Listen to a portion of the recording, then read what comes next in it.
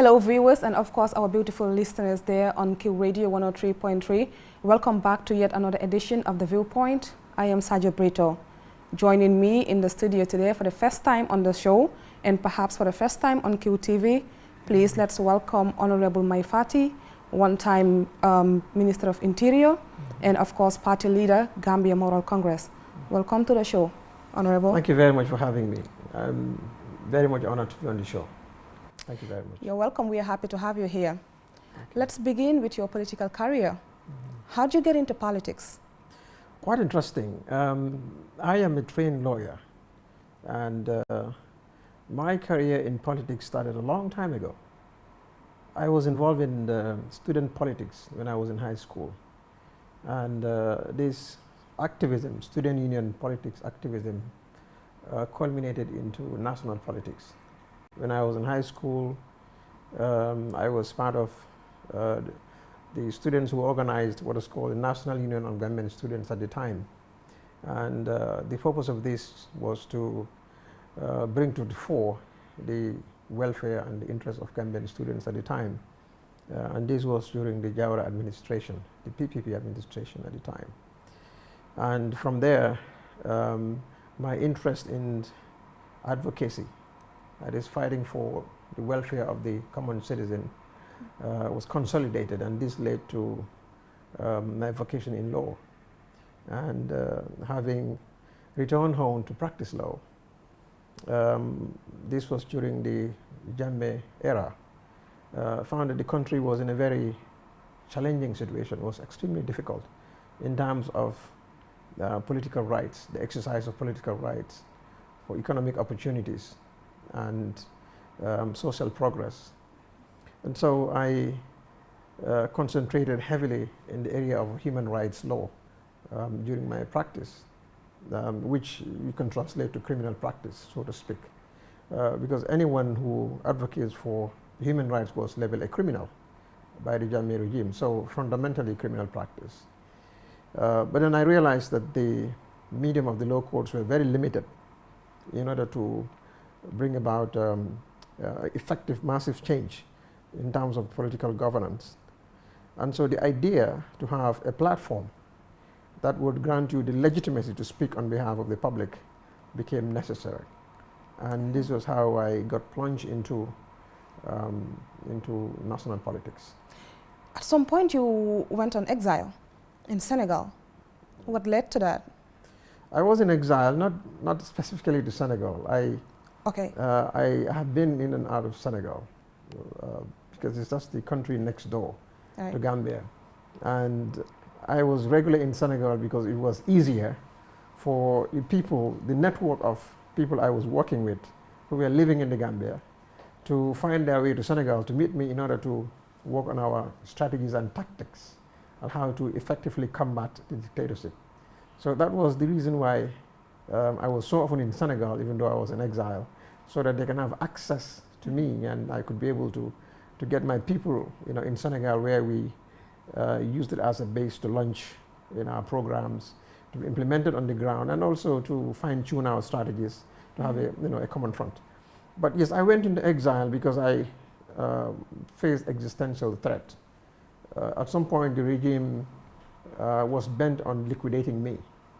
And so it was necessary for purpose of preserving my life that I had to leave the country. Any assassination attempts? Precisely, that was it. There was an attempt to assassinate me through a staged vehicular accident, which left me almost half dead. And I spent quite a long time various hospitals trying to nurse the near-fatal injuries. And this was what led to the decision to stay in exile and to continue the war out of exile, but working with internal forces on the ground. Let's rewind to the days of being Interior Minister. How do you reflect? Those were very challenging times. Very challenging in that when it was immediately after the impasse, because during the impasse we went through some of the most difficult times in our national history. We had a government that was bent on staying in power. Jammeh had no intention of leaving. He wanted to reverse the plebiscite, the democratic decision of Gambians. So, and during this time, he did some of the most unprecedented things There were reports of mercenaries on the ground. Weapons were being given to people and were being hidden in different places. It was the height of insecurity. And I was fortunate to be appointed Interior Minister by President Barrow. And I want to thank him for the confidence he had in me during those difficult times. So I came in at a time when our sovereignty was very shaky. Security was exceedingly precarious. And the regime itself was not stable. We didn't have a grip of national security apparatus. There were uncertainties within, particularly certain members of various state security agencies. And this was a time when we really needed to unite the country, when we had to make sure that we quickly get hold of stability and peace, and also make sure that the threats that we are facing the new regime, in terms of military opposition, what I mean military in terms of armed opposition, were diffused very early. Mm-hmm. So those were very difficult moments, and I'm extremely honored to be associated with that part of our history. There were reports of weapons that were distributed awash. The outgoing government still had many loyalists, not only in the security, but also in civil society, in the national politics, and so forth. And we are just coming in. We didn't know where to start from. You're just in the dark, and you don't know who is aiming at you. Mm-hmm. It was really very, very unpredictable and precarious circumstances. But we had the courage and the vision. We knew the Gambia mattered most. The Gambian people had just manifested a national will that they are going to change their destiny for good, and that they were never going back to the dark days of dictatorship. They had huge hopes for a new Gambia.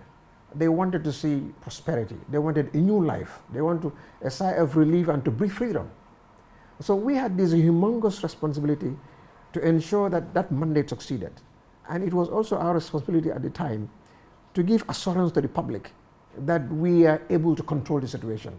Not only that, but we are ready for big game, for the big games. And that was really the motivation. The fact that a nation relied on your shoulders to give them the security that they need, to give them the stability that they need, and to provide the peace that they were yearning for, so that they can once again feel that they are human beings. That was a huge responsibility I felt on my shoulders, and I was sleepless around the clock to make sure that that could happen, working under the directives of the president. It really was a huge responsibility. So you were relieved from your position as Minister of Interior and redeployed to the Foreign Service. What happened to the redeployment? Was it rejected? I was relieved, you're right, on the 10th of November, 2017. Redeployed to the Foreign Service. My letter of relief did not state so. But suddenly, even if the letter didn't state that, it was announced that I was redeployed in the Foreign Service. I am ready to assume responsibilities of state, and the responsibility that is given to me by my country in order to serve the people. I am at all times ready for that. And this is because I'm not serving an individual. And just like President Barrow, he's not serving himself. He's serving the Gambia. So do I as well. So if I have a call to serve my country, I will serve the country. So whenever the opportunity emerges and I feel that I can be useful, I will be useful. If I feel that my contribution will not be meaningful in any responsibility that was proposed to me, it will be difficult to accept such a responsibility, because you only take a duty when you believe that you can perform your maximum best. Now, if I believe that I will not be so useful and that I cannot make the change that I desire, there's no point in going into it. That's interesting. How did the GMC came about, Gambia Moral Congress? Interesting. The GMC was actually created when I was in exile. I was out of the country. It was in 2009. Matter of fact, I was in hospital. I was nursing the wounds and the injuries I sustained in that state-managed vehicular accident. So there were a number of young Gambians, consensus Gambians, who shared the same vision that I had, who felt that there is need for a transformational leadership, for new leadership, for a new type of politics, a new vision at the heart of which you'll find young people who are willing to take up leadership responsibilities. That young people have been significantly marginalized in the leadership process. They felt at the time, if you look at all of the political parties, there was no place for young people. And so they needed a leadership, they needed a political party that will incorporate their agenda and recognize them as a force to reckon with. That is, they are recognized as the significant agents of change. That any change that this country requires must have young people as leaders. And so they came together, but even beyond that, they felt that the type of politics we had required some militancy, because the dictatorship understood a certain type of language, and they were ready for that. And so, having studied all of the existing political parties, and they felt that there was a significant lacuna in terms of philosophy and ideology, and so GMC was born. While I was in hospital in exile, frankly speaking, in Germany, I was in a German hospital when I was contacted, and I contributed my ideas, electronically, and they elected me to be its first leader, and it was a great honor, and I accepted it. That's how GMC was born. If you look at the name GMC, Gambia Moral Congress. I was just going to come back to that. Why that name, Moral Congress? It's different. It's deliberate. We didn't just form a name because we wanted to have a party with a name. The Gambia Moral Congress, the key word here is moral. The Gambia Moral Congress looked at the deficiency of politics and also studied an in-depth study into why so many good people are avoiding politics. Why does politics have a bad name? Why do people associate politicians with cheating, with lying, with corruption, with dishonesty? All negative epithets you can think of. When you say you're a politician, you are defined. You will not respect your obligations. You will say things to please people that you don't mean. When you're in power, you become selfish, that you will be corrupt. Automatically a politician is defined, and it is not honorable. So we felt, what is the responsible for that? If we want to change our country, we want transformational leadership, we have to transform ourselves. How do we bring about transformation in our social architecture? And then we felt that the singular most thing that is lacking in politics is morality. It is lack of morality or respect for morality that people lie. It is lack of morality that people cheat when they are in power. It is lack of morality that people will steal public funds that do not belong to them. It is lack of morality that people will employ unqualified people and negate those who are purely qualified for jobs, that they go for tribalism, for nepotism, for all the other epithets. So we felt that there should be a concentration on morality as a content of national politics. And that is why we brought morality. Not because we, the founders or the members of GMC, are pure, that we are perfect, no.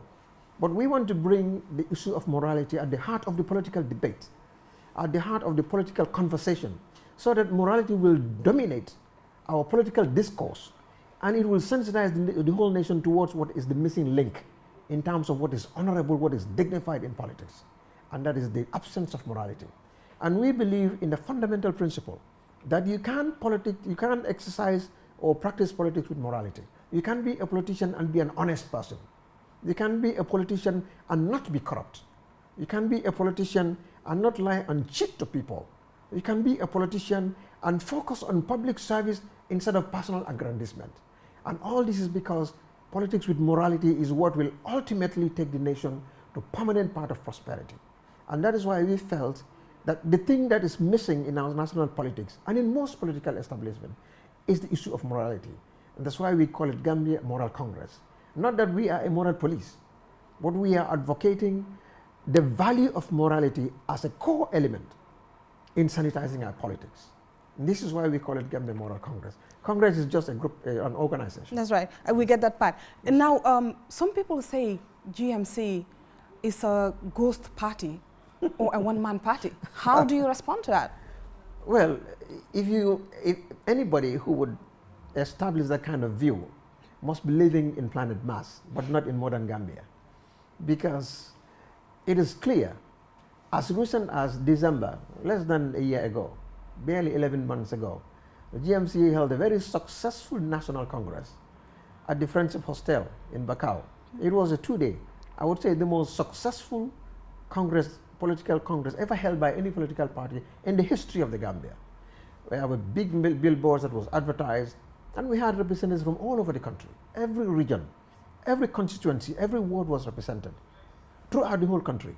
2 days intensive, and it was beamed live. And then we also had the most transparent and open election ever conducted by any political party in the history of the Gambia during that Congress. Those of us who were officers of the party executive bureau all had to resign.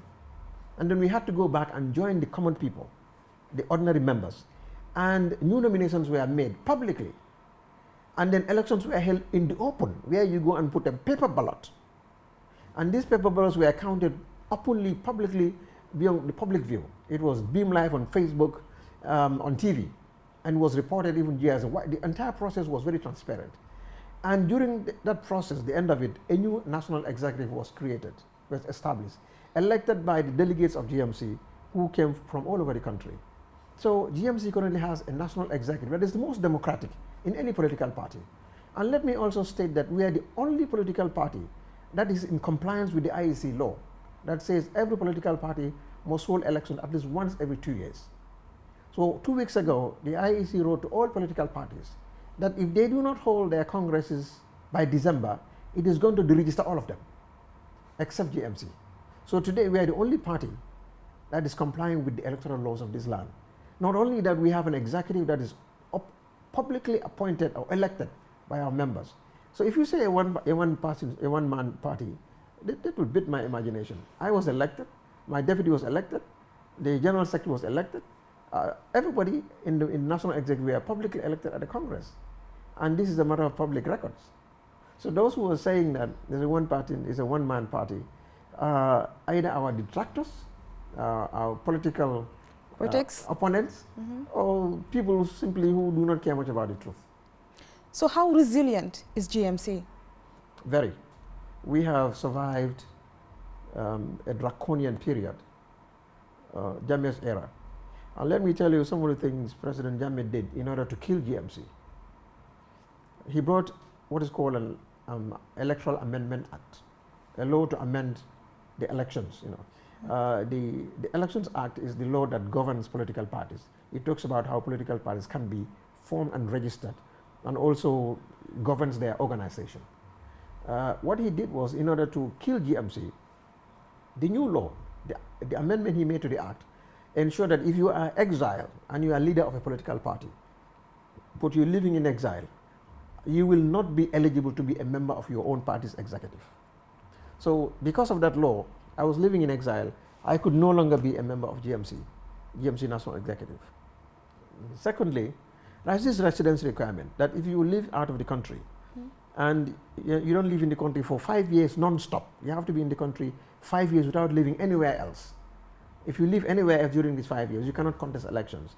He knew that I was living in exile, and I wasn't in Gambia for full 5 years. So he created a law to make it impossible for me to present myself as a candidate for president. And this is also to cripple GMC. And of course, this has been extended to even other governments. Other political parties. Yeah, other governments who also live in exile. But we were the only political party, perhaps except one, whose leader lives in outside. And so most of these laws were intended for us. But we were able to circumvent these laws because we were smart enough to see where Jammeh was leading to, and we averted his intentions.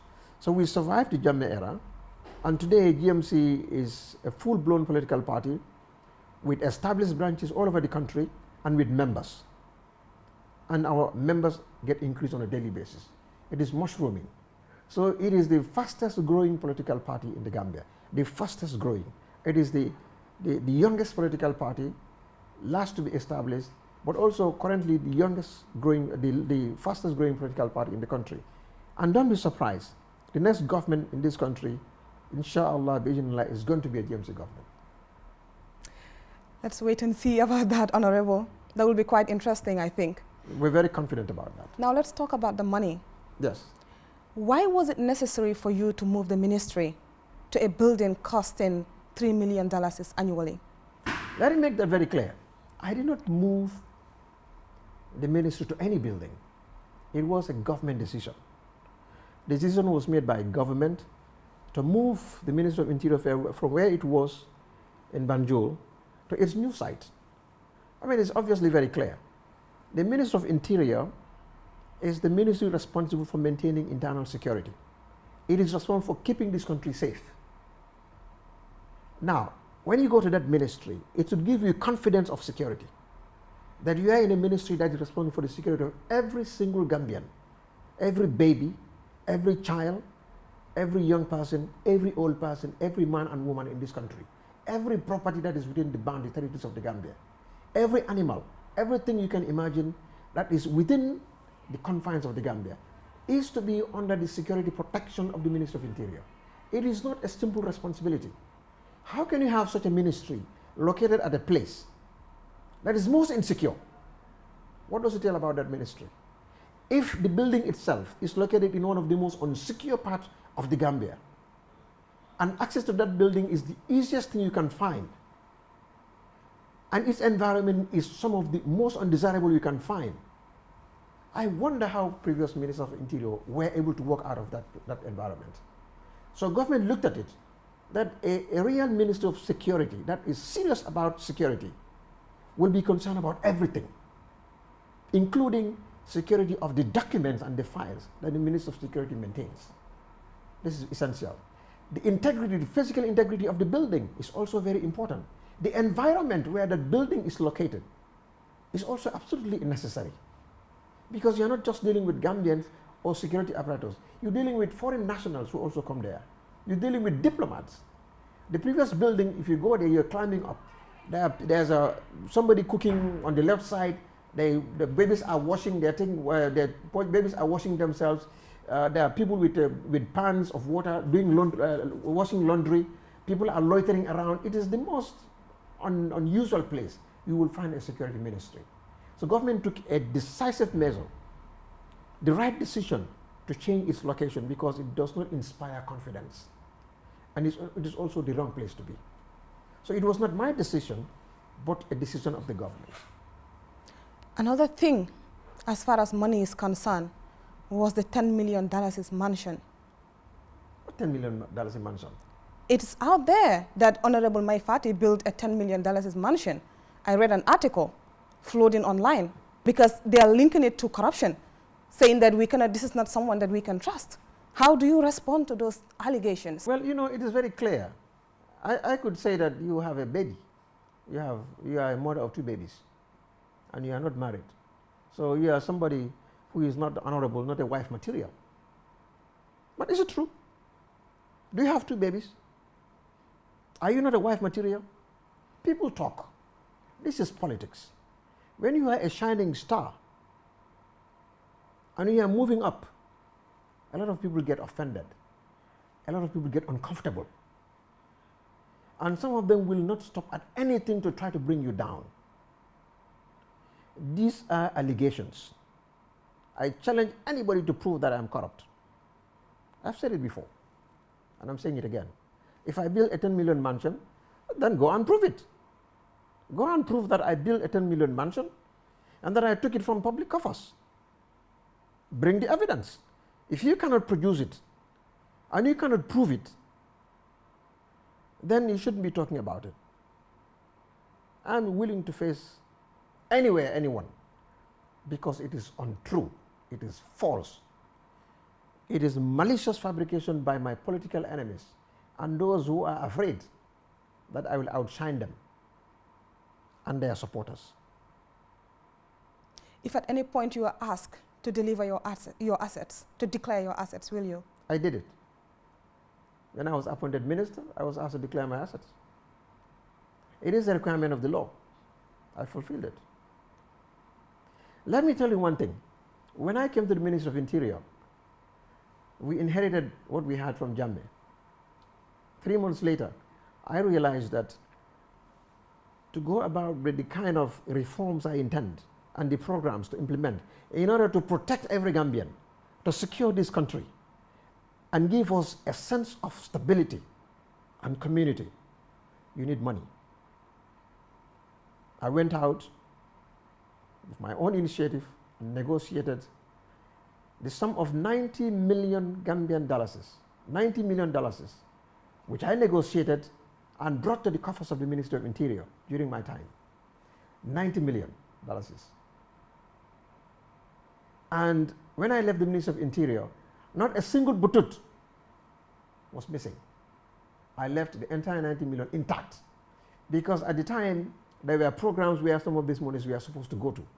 The programs were set, the funding were available through my sourcing, and they started kicking in. And when I left, some of those programs being implemented, and you know, we've seen the money being spent in some of those things. So as a minister, I don't know other ministers, but as a minister, I had no access to funds. What I mean is to the ministry's budget. I am not the custodian of the ministry's budget. I don't sign checks. I don't authorize payments. I don't audit them. I had no relationship whatsoever and no access to the funds that are at the ministry. So where else am I going to be taking $10 million from? Quite interesting. Still talking about money, we've all seen the economy of this country. What's your opinion on the government's expenditure, especially travel expenditure? Well, people have said that, and the president have justified it. You know, these travels were necessary, and according to the president, the figure people are talking about, is it $6 million? It's a lot of money. According to the president, is not much compared to other countries. So, but I do understand that a state has to conduct diplomacy. Every nation must conduct diplomacy. It is not just the Minister of Foreign Affairs that conducts diplomacy. There are too many programs that states are involved in. Some are statutory, for example, those involving international organizations and multilateral institutions. But also ministries have various international engagements that have domestic ramifications. And the state must conduct, you know, that international interface. And it requires traveling. We have international obligations, and every state must fulfill those international obligations. And you cannot do so by sitting just at your country. But countries like Tanzania are fulfilling those international obligations, and their leaders are using economy flights. Or is that a threat to security too? You're talking about something else. You're talking about the president of Tanzania choosing to travel in a different way. Now costing taxpayers less money. That is to say, the president of the Gambia should also choose another different way. That's what you're saying. We are saying the president of the Gambia should consider using less money in traveling to those international conferences. Oh, well, you know, that is something that you must direct. Okay, that's debatable.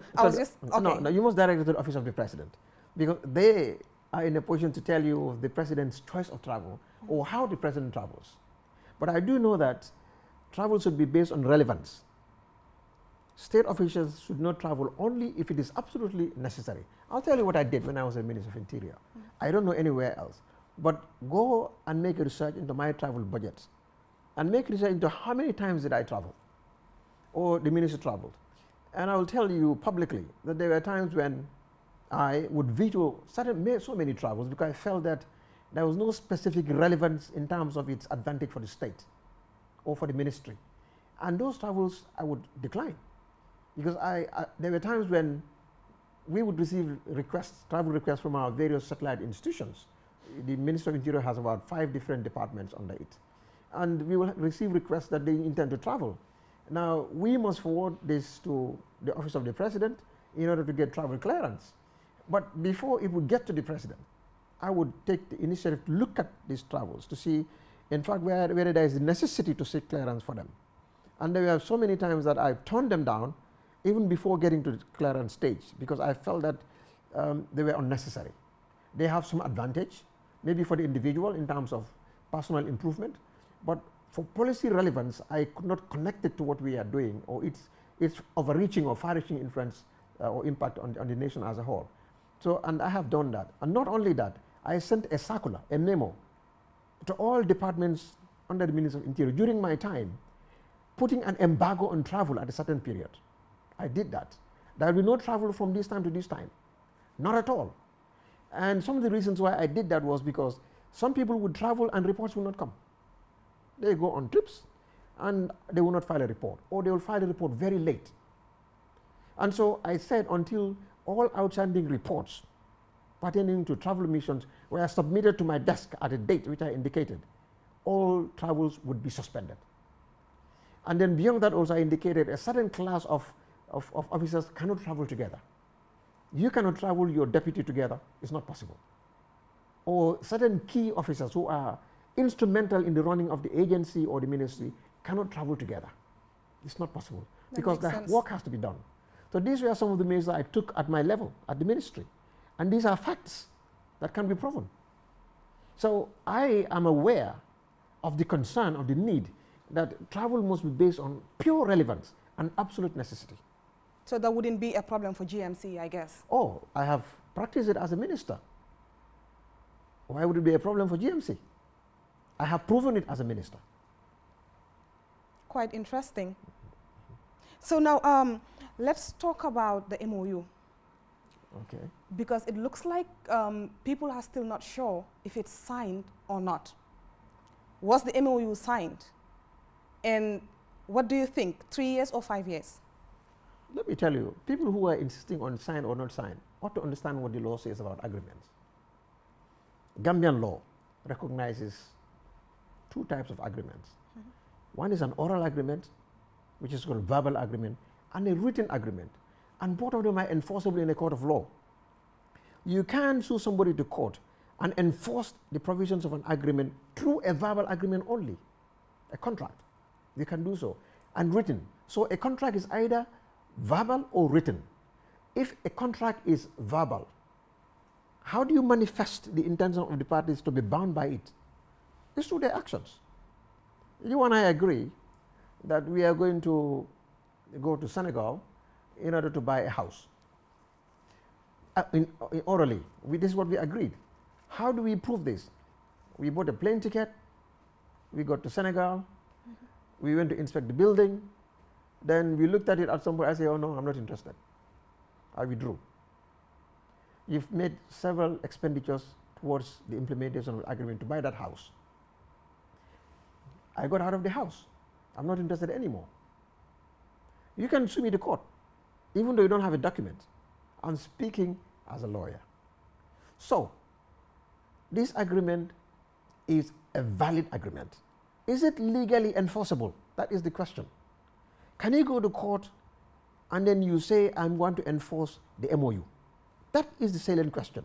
But an agreement exists. And it was an agreement that we agreed to be bound by. So nobody on earth in this country will tell you that we do not have an agreement. It does. Anyone who tells you the agreement does not exist, I am saying that person is being dishonest, without exception. Because I'm confident that an agreement exists because my party was a party to that agreement. And we had representatives in the process of negotiating that agreement.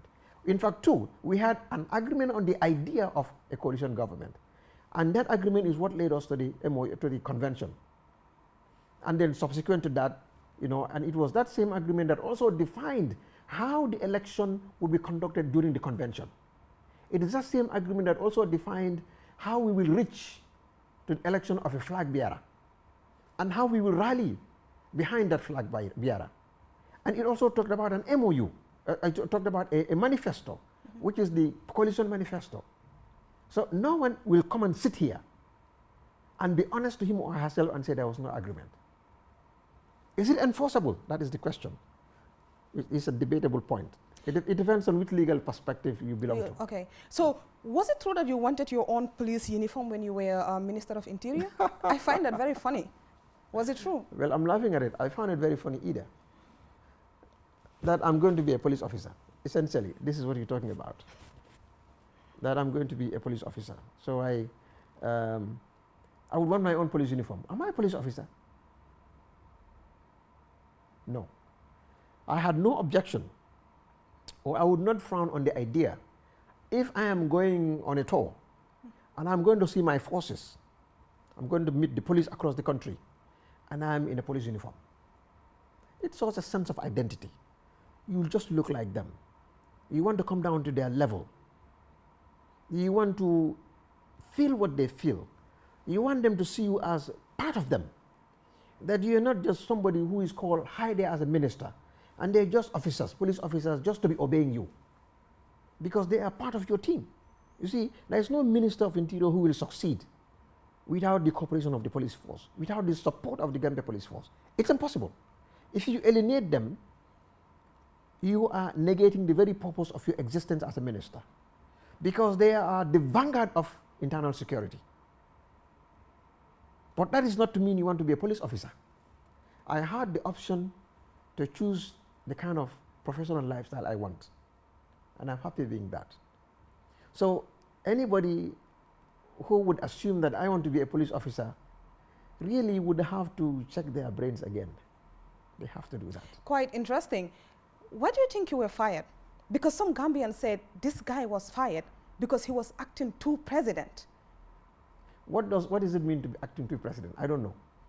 Can you tell me how it looks like to be acting like a president? I didn't say it. I have no idea what it means. I'm saying, but do you know what they mean by that? Acting no. too president.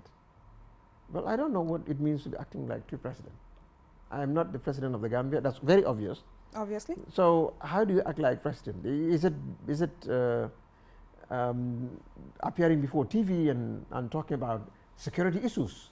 Is it being on top of your job? You know, is it being making decisions at the right time and making sure that they're enforced at the same time? What I mean is at the right time. I mean, is it about being effective or efficient? Is it about being competent at your job? These are people who are uncomfortable with my delivery, my performance on the job. And they felt, perhaps those who are thinking like that may believe that, well, this guy is too good for my liking. And perhaps maybe he shouldn't be there. You know, he's just too good. All right. A Facebook post that you made dating back to August 14, 2015, where you condemned Jammeh for trafficking girls to the Gulf state for cheap labor. Are you aware that our tourism minister has recently signed a deal with the Saudi government to send about 1,000 Gambians to work there? Is that something you're condemning? Let me tell you, I'm aware of something. So many countries have labor agreements. Philippines is well known in the Middle East for that. Absolutely. And I have lived in, well, I have been to the Middle East so many times. At some point, I stayed months in Dubai, living in Dubai, in UAE. I've traveled to Qatar and all these countries. I have been to every Gulf state. And I have spent time in each of them. I have been to these Gulf states multiple times before taking over government, before our government would come in, during my professional days outside. And I have seen so many other nationals, particularly from East Africa and elsewhere, working in these countries. It is not bad. I am not in principle against the idea of a migrant labor agreement between the Gambia and any country, not just in the Gulf. It is good in the sense that our children, our young people, our citizens will have what is called comparative experience. The experience of living in another country and working under different systems. When they come back, they will come as different people. They will learn new etiquettes. They will they'll have new skills and new knowledge, which this country needs. So there's nothing fundamentally wrong in having Gambians working in other countries under a bilateral agreement. There's nothing wrong in that. What is wrong about it is if we do this without having adequate safeguards to ensure the protection of their fundamental rights in those countries, to ensure that there are adequate safeguards against their exploitation by those countries, and to ensure that their working conditions are not slavish. In other words, that working conditions that are provided, that they work under, are also properly negotiated. And of course, finally, repatriation of capital and any other assets they may have in those countries during the period. There is nothing wrong with that. So, but in the case of President Jammeh, the state was not involved. It's not between a state and a state. When two states go into an agreement, it is called a negotiated process. There are principles and conditions and give and take that goes on between the states. And when they finally agree on the principles, it becomes an agreement. And I'm confident that the Gambia government will not just take Gambians here and dump them into slavery in Saudi Arabia. A negotiation will have to be made. I'm not sure whether a contract is agreed. I don't know whether an agreement has been signed. I don't think we've reached that stage. But I think there is the acceptance in principle that Gambians can be sent to Saudi Arabia to work in the hospitality industry, that is in their hotels. And I believe when this is between state and state, the Gambia government will make sure that Gambians are not given conditions that we will regret. So I would like to see this happen, but I want to see adequate safeguard in terms of protecting their fundamental rights, in terms of the right to rest, the right to recreation, and the right, to have a decent living in there, provided with decent quarters, that they are not taken to, some prison-like habitation, and that they are not slaves, and they are not working around the clock non-stop, and that their salaries and allowances are not paid on time. These are, once we make sure that the necessary foundation for the protection of these things are in place, I think it's a good arrangement. What's next for GMC, Honorable? Greatness. Next for GMC is to manifest our vision for the country. That is next.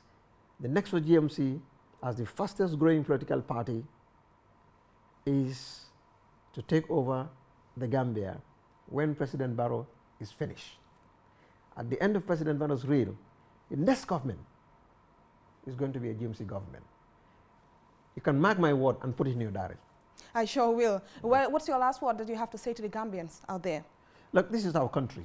We don't have any other country beyond this. And no one is coming to develop this nation for us. But this country has a great future. The Gambia is a nation to be reckoned with. We do not have all the resources that other countries have. But what we have is our human resource. What we have are our values as Gambians. What we have is our culture. What we have is our homogeneity. These are success elements. If we adequately exploit these success elements, not even the sky is the limit, it's just the beginning. And I want Gambians to focus on working together, to focus on the fact that we are all Gambians and that no one tribe is superior to the other and no one culture is above the other. And we must support our government in achieving its national objectives. And Gambians must realize that we should not be rooting for the government to fail. Because when the government fails, it is not just the individuals in power who will fail. It is everybody in the country who will fail. So every Gambian has an interest, an inherent interest, to see the success of any government that is here. Today it is President Barrow. Let us support the government. And when it is time to disagree on issues of principle, we exercise our democratic rights as we ought to. But it is one Gambia, one destiny, united as a people for success. I love that. Interesting conversation with our guest today, Honorable Maifati. Of course, we want to thank you very much for coming to the show. Well, this now brings us to the end of this edition of The Viewpoint. Thank you very much for watching the show today. And to our beautiful listeners there on Q Radio 103.3, thank you very much for listening. Do join us next week for another exciting episode. Thank you very much for watching and bye for now. Stay tuned for more interesting programs.